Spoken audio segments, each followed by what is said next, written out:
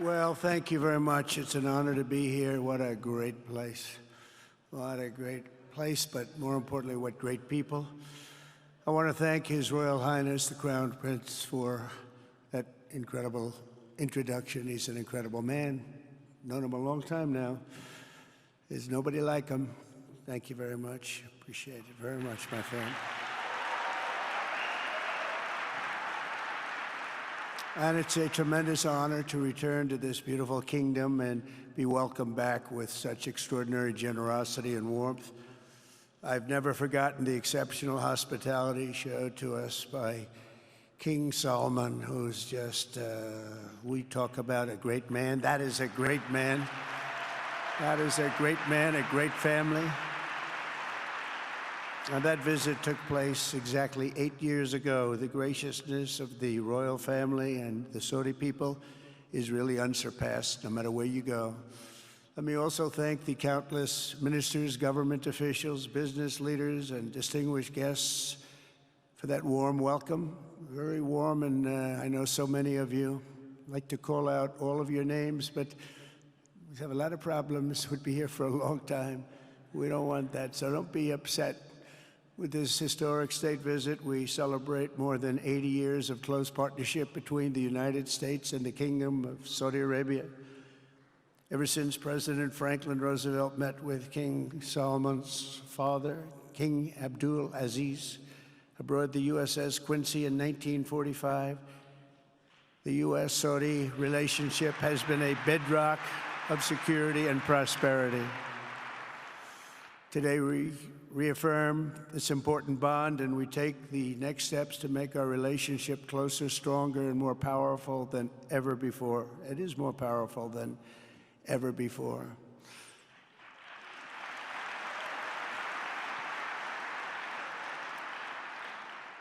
And by the way, it will remain that way. We don't go in and out like other people. It will remain that way.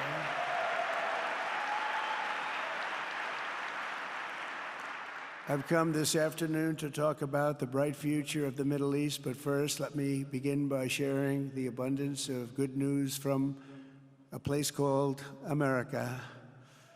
In less than 4 months, our new administration has achieved more than most other administrations accomplish in 4 years or even 8 years. We've actually done, for the most part, more.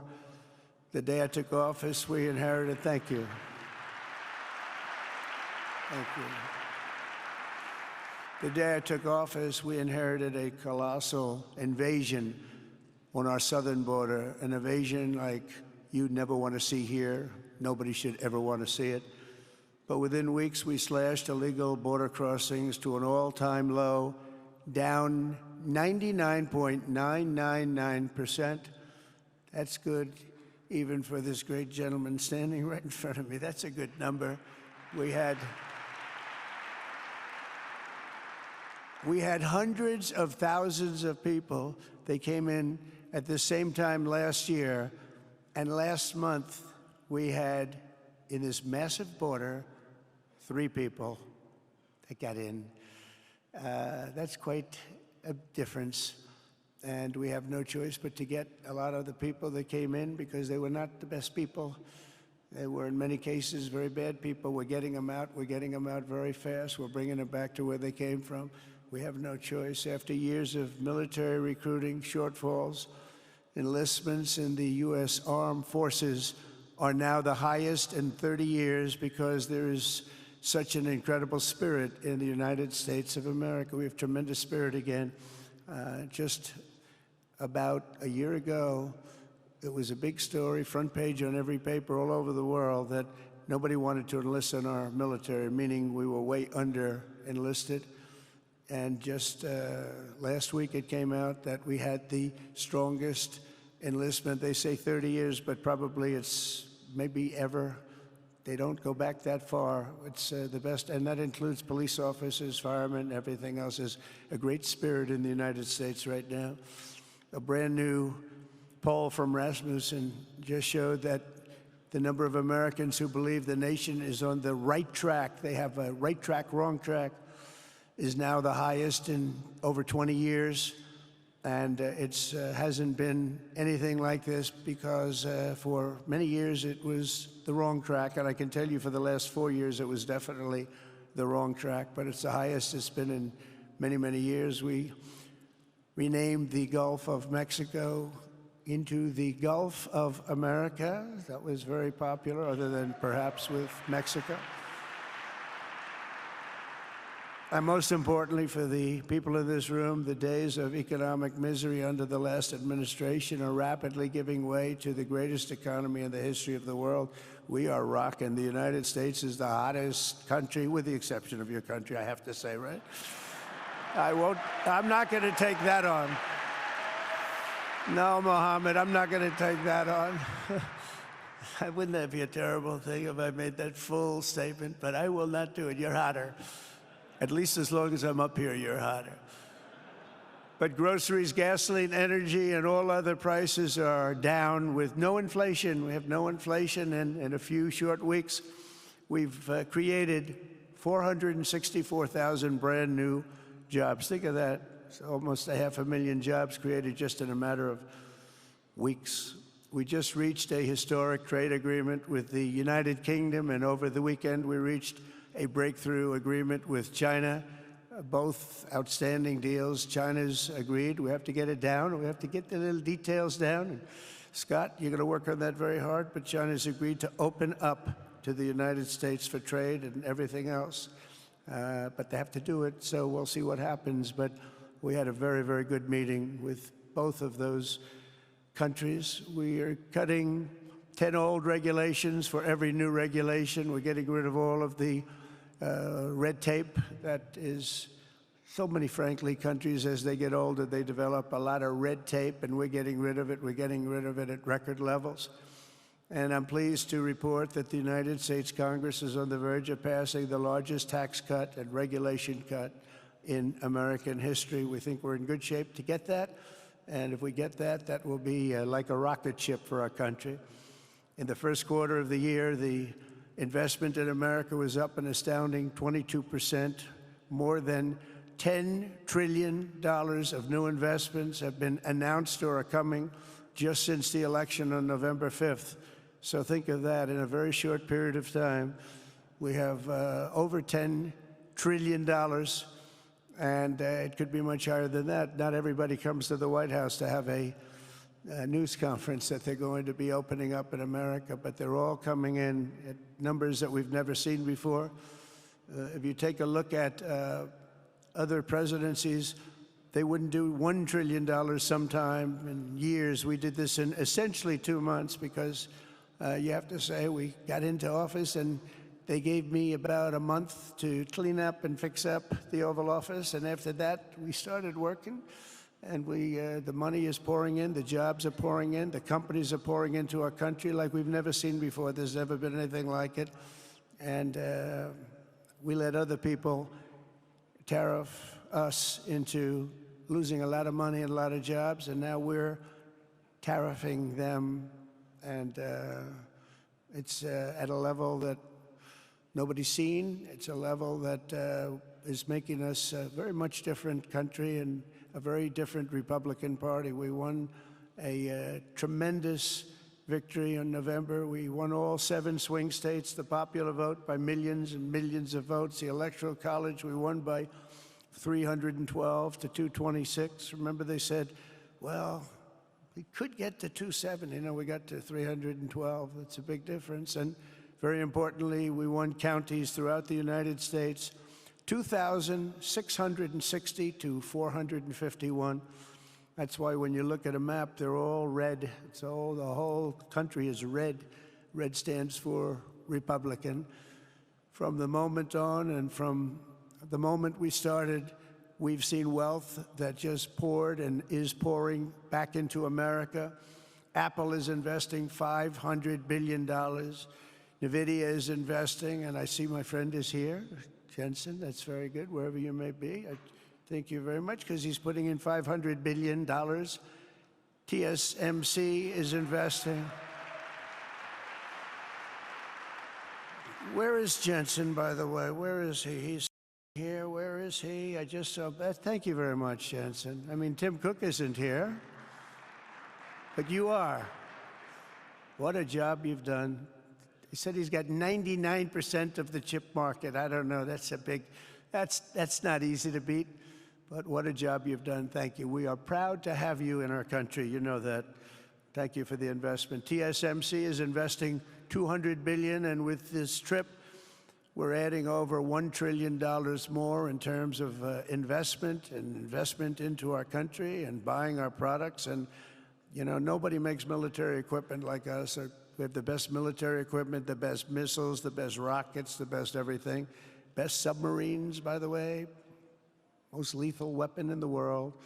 In addition to purchases of $142 billion of American-made military equipment by our great Saudi partners, the largest ever.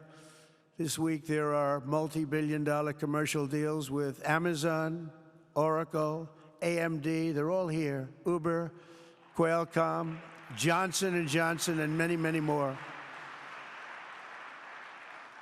So I want to congratulate everybody. So many great business executives, many of you, most of you I know.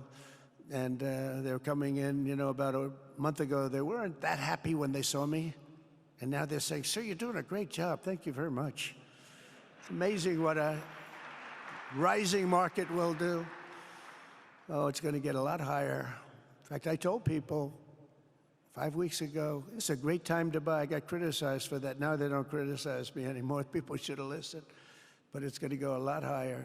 You see, we've never had anything like this happen. It's an explosion of investment and jobs, and great companies are coming in. Never seen anything like it. There's no better place to make a future or make a fortune, or do anything, frankly, than what we have in the United States of America under a certain president, Donald J. Trump. I have the right attitude. I have the same attitude that the people in the front row, second row, third row have. As you get back, perhaps they start to wane a little bit in terms of their view. But they understand, and we're doing what a lot of smart people would do. And we're not necessarily being politically correct. You saw what we did yesterday with health care. We've cut our health care by 50 to 90%. You're going to see drugs and pharmaceuticals come down at numbers that nobody has ever seen. And drugs, pharmaceuticals, we think will be dropping. And it will be a redistribution of costs with other nations, which really took advantage of a very nice group of people that ran our country. But not only is this a time of incredible excitement in the United States, it's also an exhilarating period right here in the Arabian Peninsula. Beautiful place, by the way, beautiful place. Exactly, thank you. Exactly 8 years ago this month, I stood in this very room and looked forward to a future in which the nations of this region would drive the forces of terrorism and extremism, drive them right out of existence, and take your place among the proudest, most prosperous, most successful nations anywhere in the world as leaders of a modern and rising Middle East. So exciting, so exciting. Mohammed, you sleep at night? How do you sleep? Huh? Just think it.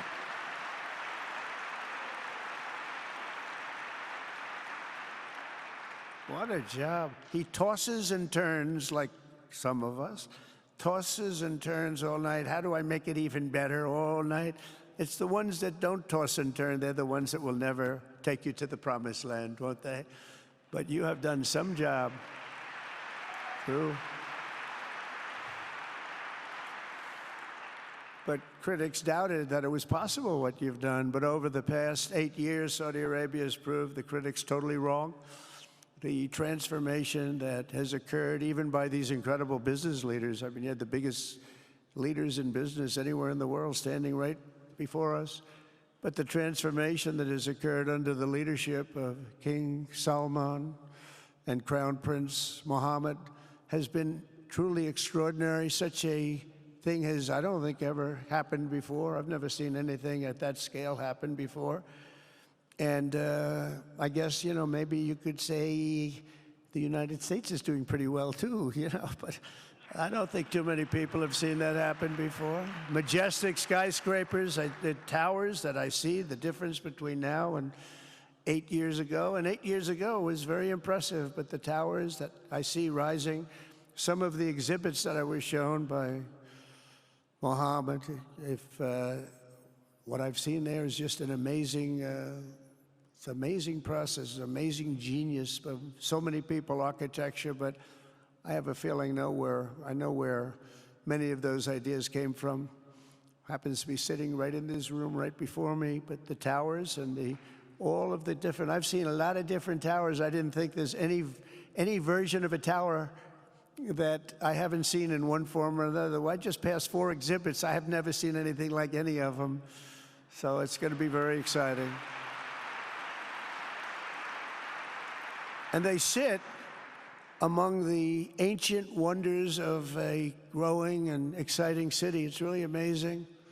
Riyadh is becoming not just a seat of government, but a major business, cultural, and high-tech capital of the entire world. The World Cup is here. Johnny, just stand up, Johnny. Johnny, thank you, Johnny.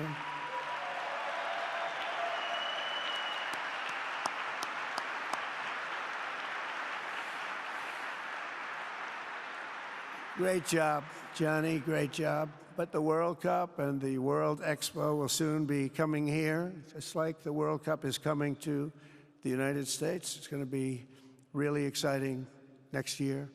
The engines of Formula One racing now roar through the streets of Jeddah in a historic milestone. Other industries recently surpassed oil.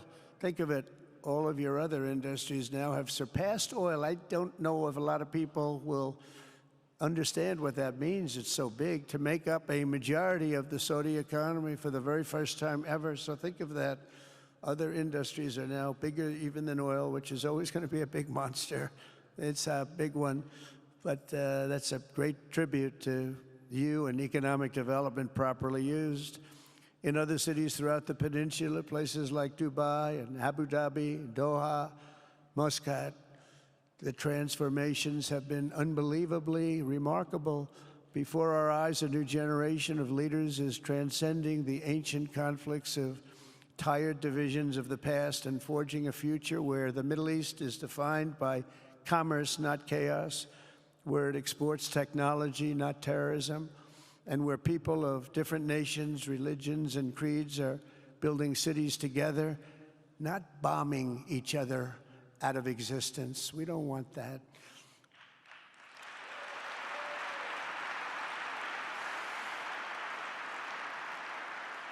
And it's crucial for the wider world to note this great transformation has not come from Western interventionists or flying people in beautiful planes giving you lectures on how to live and how to govern your own affairs. No, the gleaming marvels of Riyadh and Abu Dhabi were not created by the so-called nation builders, neocons, or liberal nonprofits like those who spent trillions and trillions of dollars failing to develop Kabul, Baghdad, so many other cities. Instead, the birth of a modern Middle East has been brought by the people of the region themselves, the people that are right here, the people that have lived here all their lives, developing your own sovereign countries, pursuing your own unique visions and charting your own destinies in your own way. It's really incredible what you've done. In the end, the so-called nation builders wrecked far more nations than they built, and the interventionists were intervening in complex societies that they did not even understand themselves. They told you how to do it, but they had no idea how to do it themselves.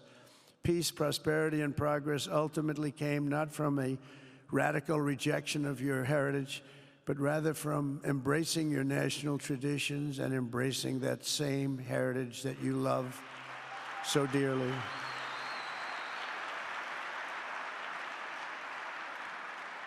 And it's something only you could do. You achieved a modern miracle, the Arabian way. That's a good way.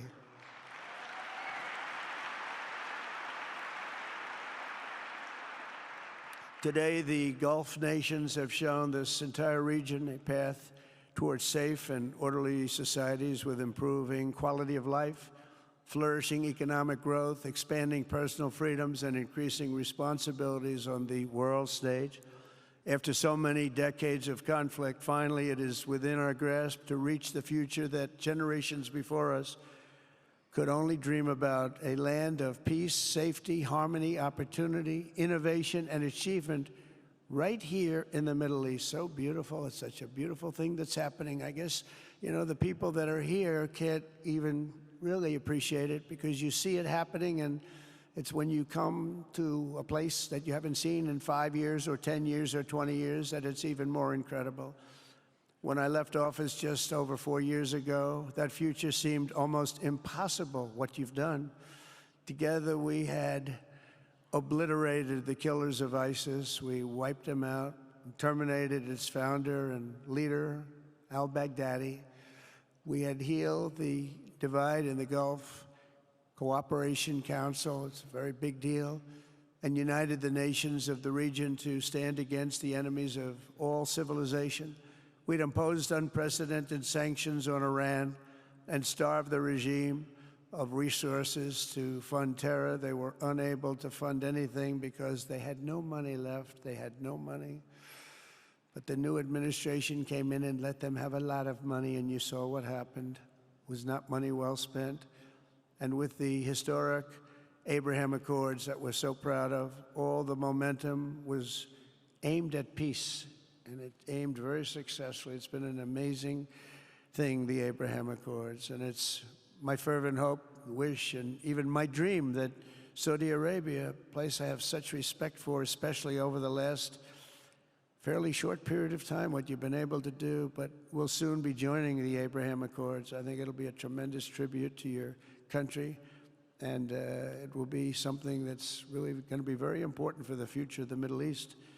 I took a risk in doing them, and they've been an absolute bonanza for the countries that have joined. The Biden administration did nothing for 4 years. We would have had it filled out.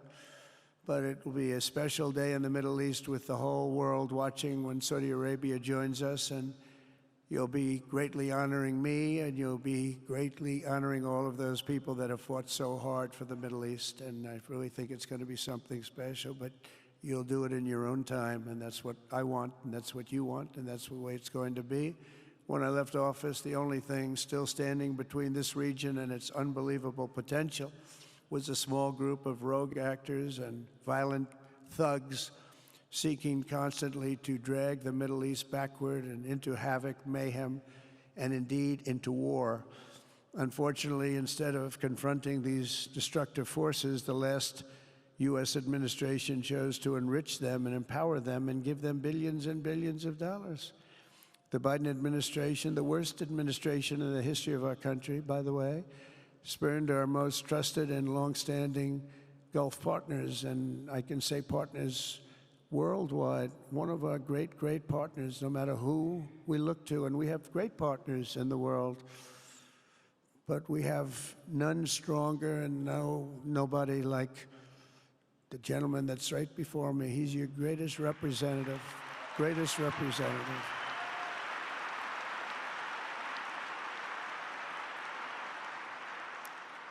And if I didn't like him, I'd get out of here so fast. You know that, don't you? He knows me well. I do. I like him a lot. I like him too much. That's why we give so much, you know? Too much. I like you too much. Great guy. They lifted sanctions on Iran in exchange for getting nothing, and sent the regime tens of billions of dollars to fund terror and death all over the world. And they laughed at him. They laughed at our leader. And they're still laughing at our leader. They thought him a fool. And they made nothing but trouble ever since, including the funding of October 7th, one of the worst days ever in the history of the Middle East. Horrible day. Biden removed the Houthis from the list of foreign terrorist organizations, even while missiles and drones were being launched right here at your beautiful city of Riyadh, and launched at ships if they happened to be sailing in the wrong location. The Biden administration's extreme weakness and gross incompetence derailed progress toward peace, destabilized the region, and put at risk everything we had worked so hard to build together. And when you think of the great achievements that you've made, to do it in light of a pretty hostile administration, an administration that was not a believer, it makes your achievements even greater. Makes them even greater, you know that. But in a few short months since taking office, we have achieved the swift return of American strength at home and abroad, now working with the vast majority of people in this region who seek stability and calm. Our task is to unify against the few agents of chaos and terror that are left and that are holding hostage the dreams of millions and millions of great people. The biggest and most destructive of these forces is the regime in Iran, which has caused unthinkable suffering in Syria, Lebanon, Gaza, Iraq, Yemen, and beyond. There could be no sharper contrast with the path you have pursued on the Arabian Peninsula than the disaster unfolding right across in the Gulf of Iran. Think of that. They wanted to name it that. I said, they're not going to let them do that. Do you mind if I stop that? I stopped it. We're not going to let that happen.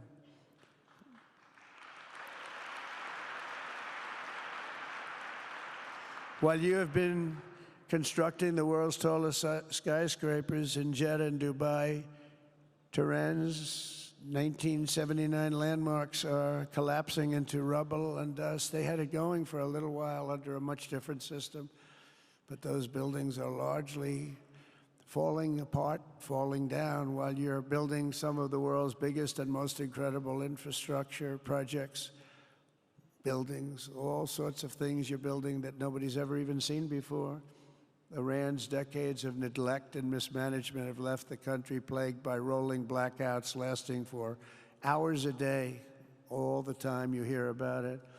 While your skill has turned dry deserts into fertile farmland, Iran's leaders have managed to turn green farmland into dry deserts as their corrupt water mafia, it's called it the water mafia, causes droughts and empty riverbeds. They get rich, but they don't let the people have any of it. And then, of course, there's the key difference at the root of it all.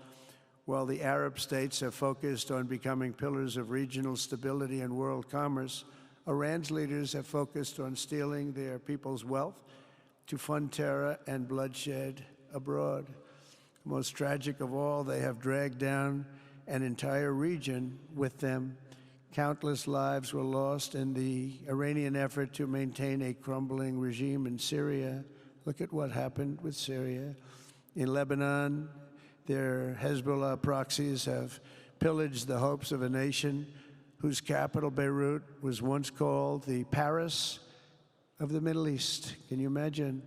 All of this misery and so much more was entirely avoidable, absolutely avoidable. And Mohammed knew that. He knew that. Smart people knew that. If only the Iranian regime had focused on building their nation up instead of tearing the region down. Yet I'm here today not merely to condemn the past chaos of Iran's leaders, but to offer them a new path and a much better path toward a far better and more hopeful future. As I've shown repeatedly, I am willing to end past conflicts and forge new partnerships for a better and more stable world, even if our differences may be very profound, which obviously they are in the case of Iran. I have never believed in having permanent enemies. I am different than a lot of people think. I don't like permanent enemies, but sometimes you need enemies to do the job, and you have to do it right. Enemies get you motivated. In fact, some of the closest friends of the United States of America are nations we fought wars against in generations past, and now they're our friends and our allies. I want to make a deal with Iran. If I can make a deal with Iran, I'll be very happy if we're going to make your region and the world a safer place. But if Iran's leadership rejects this olive branch and continues to attack their neighbors, then we will have no choice but to inflict massive, maximum pressure, drive Iranian oil exports to zero like I did before. If you know that, they were a virtually bankrupt country because of what I did. They had no money for terror. They had no money for Hamas or Hezbollah, and take all action required to stop the regime from ever having a nuclear weapon. Iran will never have a nuclear weapon.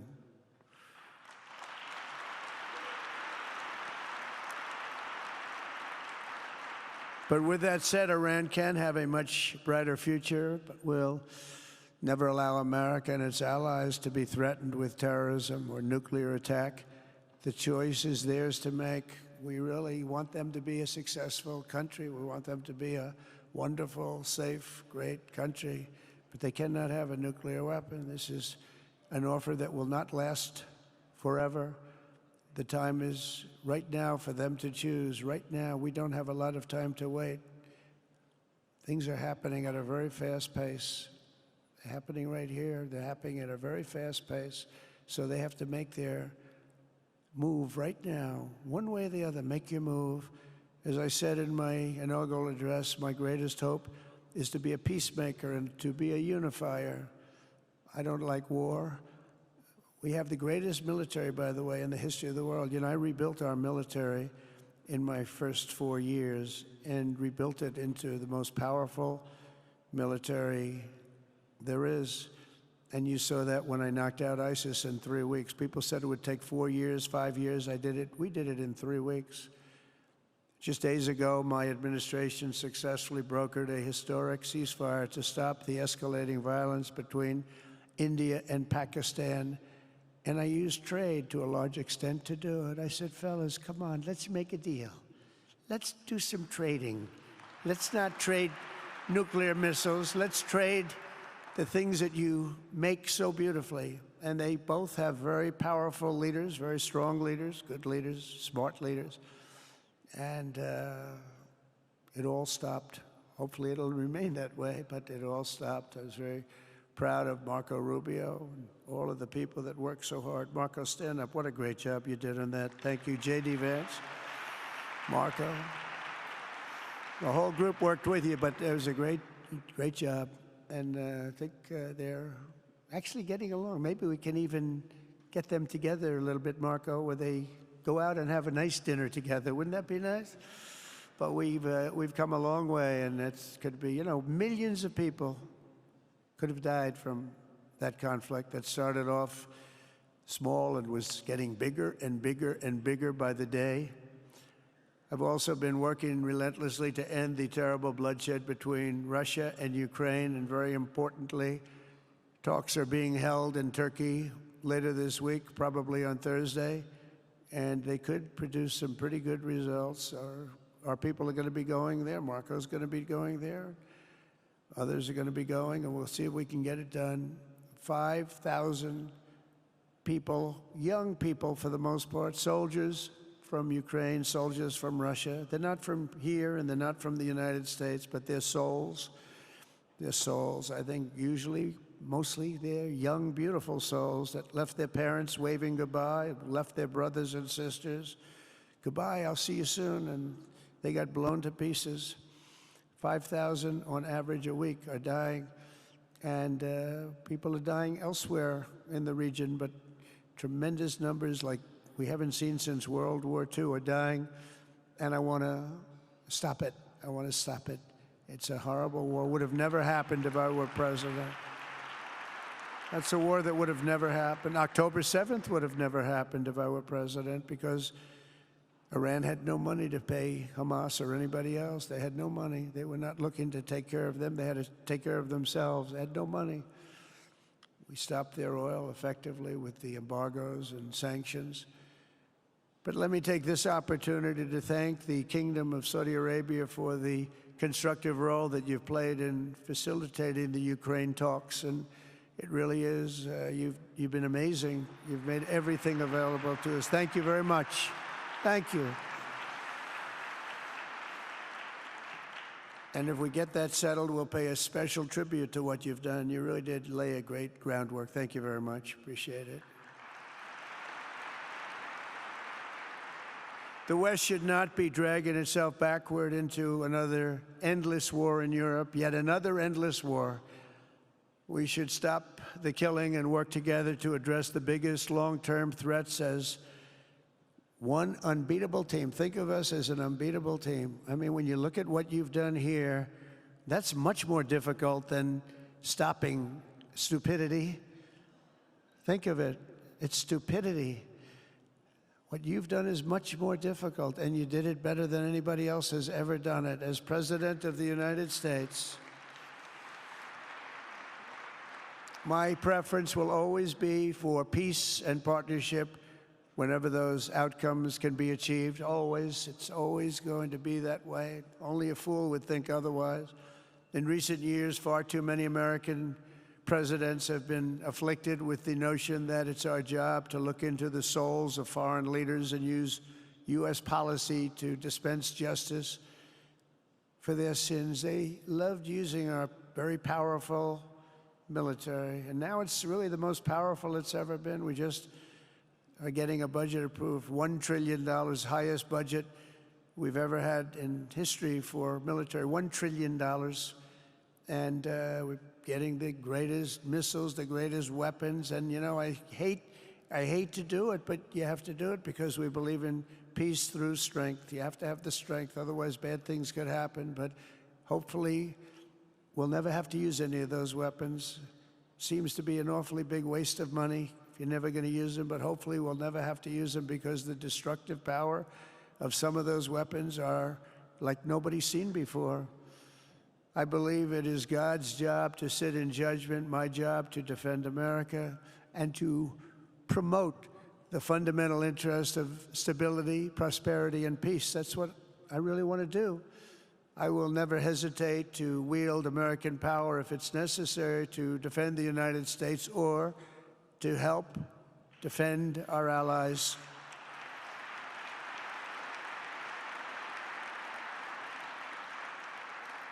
And there will be no mercy for any foe who tries to do us or them harm. We will have no mercy. They understand that. That's why I've been pretty lucky. A lot of people think, you know, he's looking to fight. He's looking to fight, and things get settled. It's an amazing thing when they really think you mean it.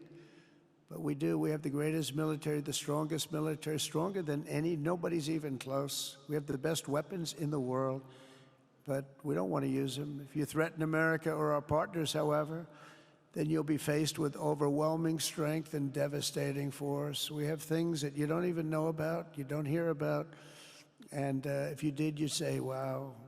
In recent weeks, following repeated attacks on American ships and freedom of navigation in the Red Sea, the United States military launched more than 1,100 strikes on the Houthis in Yemen. As a result, the Houthis agreed to stop. They said, we don't want this anymore. It's the first time you've heard that from them, too. They're tough. They're fighters. But just days ago, we were asked to cease targeting commercial. They were not going to be targeting commercial ships in any way, shape, or form, or anything American. And they were very happy that we stopped. But we had 52 days of thunder and lightning like they've never seen before. This was a swift, ferocious, decisive, and extremely successful use of military force. Not that we wanted to do it, but they were shooting down ships. They were shooting at you. They were shooting at Saudi Arabia. We don't want them shooting at Saudi Arabia if that's okay. So we hit them hard. We got what we came for, and then we got out. Since January 20th, the U.S. military has terminated 83 terrorist leaders operating across Iraq, Syria, and Somalia, including ISIS's #2 global leader. You read about that just recently. With the help of Pakistan, we apprehended the ISIS terrorists responsible for the attack on 13 American service members at Abbey Gate, that horrible, horrible disaster. During this Afghanistan withdrawal, you know, that's another thing that we don't even think about so much anymore. 13 died, but 42 were horribly wounded. But hundreds of people died overall, because I count the people on the other side. hundreds of people just grossly incompetent. It's probably why Putin decided to go into Ukraine, something he never would have done if I were president. But we wouldn't have had the problems of October 7th if I were president. We wouldn't have had Ukraine, Russia if I were president. We wouldn't have had Abbeygate because there wouldn't have been any reason we were getting out, but we were getting out with dignity and with strength and power. But the way they got out was not good. I think it was the most embarrassing moment in the history of our country. And we've been working tirelessly to bring back all hostages held by Hamas. We brought back a lot already, but we're bringing back more. This weekend, we successfully negotiated the release of the last American hostage, Edan Alexander. Just came out a few hours ago, and we continue to work to get that war ended as quickly as possible. It's a horrible thing that's taking place. All civilized people must condemn the October 7th atrocities against Israel, which would never have happened again if you had probably a different president, but definitely if you had me as president. The people of Gaza deserve a much better future, but that will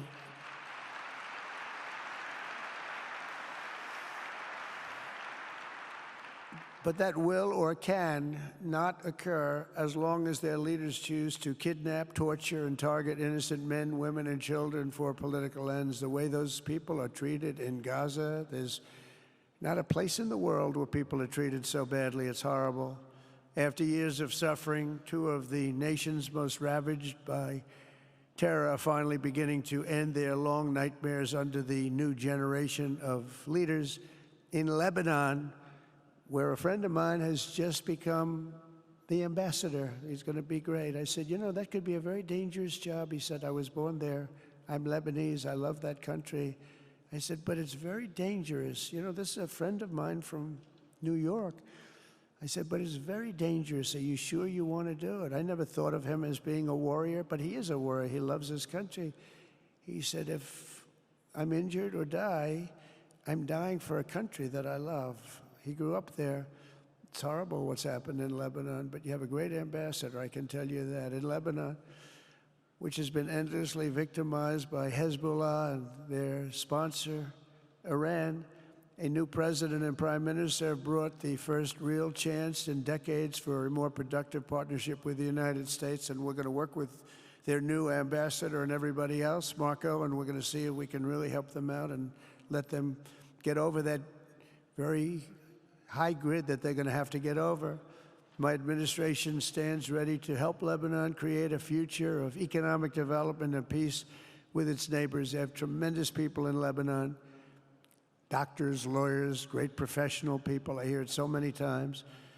Likewise, in Syria, which has seen so much misery and death, there is a new government that will hopefully succeed in stabilizing the country and keeping peace. That's what we want to see in Syria. They've had their share of travesty, war, killing, many years. That's why my administration has already taken the first steps toward restoring normal relations between the United States and Syria for the first time in more than a decade. And I'm very pleased to announce that Secretary Marco Rubio will be meeting with the new Syrian foreign minister in Turkey later this week. And very importantly, after discussing the situation in Syria with the Crown Prince, your Crown Prince,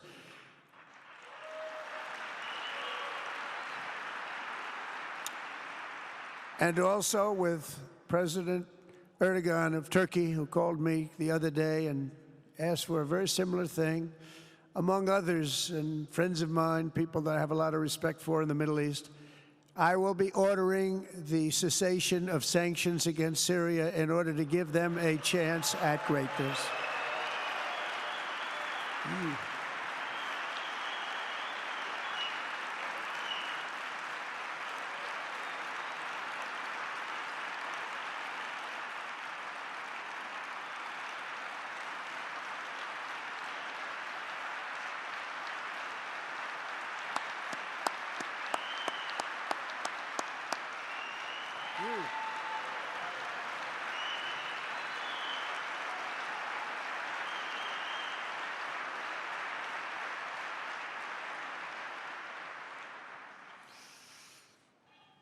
Oh, what I do for the Crown Prince. The sanctions were brutal and crippling and served as an important, really an important function, nevertheless, at the time. But now it's their time to shine. It's their time to shine. We're taking them all off, and they're going to have, I think they're going to have, based on the people and the spirit and everything else that I'm hearing about. So I say good luck, Syria. Show us something very special like they've done, frankly, in Saudi Arabia, okay? They're going to show us something special. Very good people. Everywhere we can, my administration is pursuing peaceful engagement, offering a strong and steady hand of friendship to all that will take it in good faith. Together, we have made unprecedented strides and tremendous progress, and we're still just at the dawn of the bright new day that awaits for the people of the Middle East, the great, great people of the Middle East. If the responsible nations of this region seize this moment, put aside your differences and focus on the interests that unite you, then all of humanity will soon be amazed at what they will see right here in this geographic center of the world. It really is. It's like a center of the world and the spiritual heart of its greatest faiths. For the first time in 1,000 years, the world will look at this region not as a place of turmoil and strife and war and death, but as a land of opportunity and hope, just like you've done right here, a cultural and commercial crossroads of the planet. Security and stability will lift millions into lives of safety and success, and the nations of this region will be free to realize your highest destinies, honor your proud histories, harness amazing new opportunities, and bring incredible glory to Almighty God. People will come from all over the globe to be inspired by the cities you build, the businesses you create, the technologies you invent, and the beauty, talent, and potential you unleash right in the hearts of your citizens. Each of you will be able to take tremendous pride in the legacy you will leave to your children, because you will have given them the ultimate blessings of prosperity and peace. So important. In the United States, we've launched the golden age of America. It's the golden age. We see it. We see it with all that money, trillions and trillions of dollars pouring in, hundreds of thousands of jobs coming in with it. And with the help of the people of the Middle East, the people in this room, partners throughout the region, the golden age of the Middle East can proceed right alongside of us. We will work together. We will be together. We will succeed together. We will win together. And we will always be friends.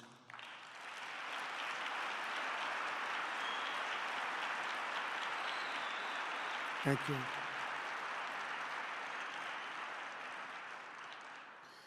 So, Mohammed, I want to thank you again very much for having me. And as a representative of what I think is the greatest nation in the world, we are with you all the way, and you have a tremendous future. Thank you very much.